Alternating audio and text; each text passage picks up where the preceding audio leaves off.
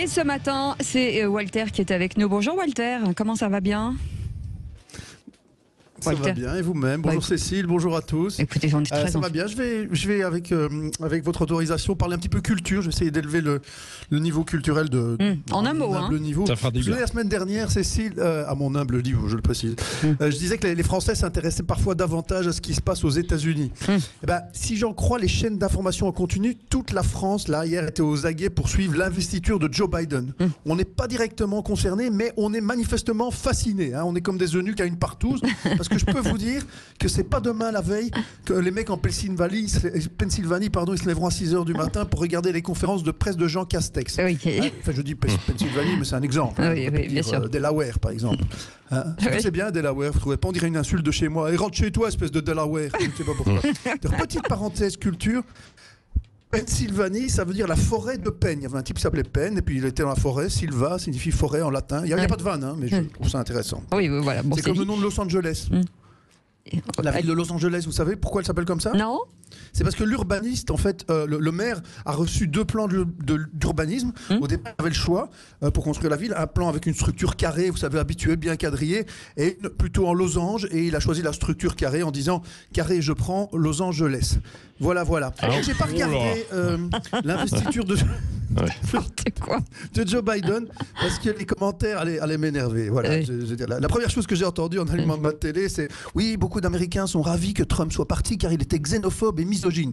Ce qui n'est pas vrai. Il a déjà eu 3 femmes, dont une Tchèque et une Slovène. On peut être xénophobe et misogyne quand on s'est marié à 3 meufs, dont 2 d'Europe de l'Est, surtout quand on sait ce que coûte un divorce aux États-Unis. Oui. En plus, je suis sûr que les journalistes, les polémistes et même les humoristes, moi je vois au fond, ça les a bien arrangés d'avoir 4 ans de Trump. Ils auraient bien voulu que ça continue.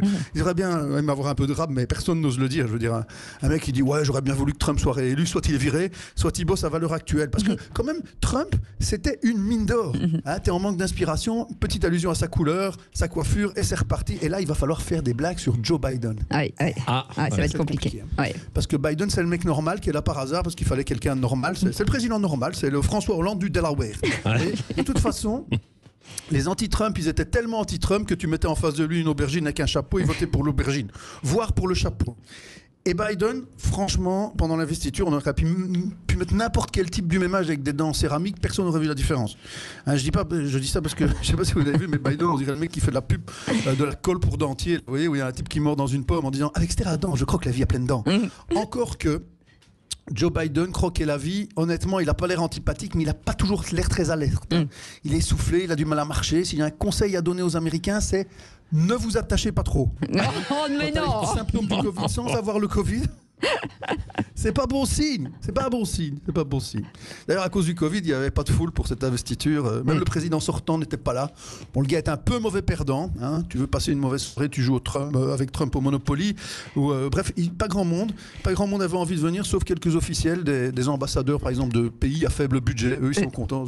Je sais pas pourquoi ça fait marrer d'imaginer que l'ambassadeur, je sais pas, du Pakistan ou du Bénin, par exemple, à l'hôtel, ils piquent les pantoufles et les bouteilles de savon pour les ramener à l'ambassade. Ouais. Je rigole. Ouais. Non, je rigole pas trop. D'ailleurs, pour ce que j'en sais, l'ambassadeur du Bénin, il est très malin. Ah bon?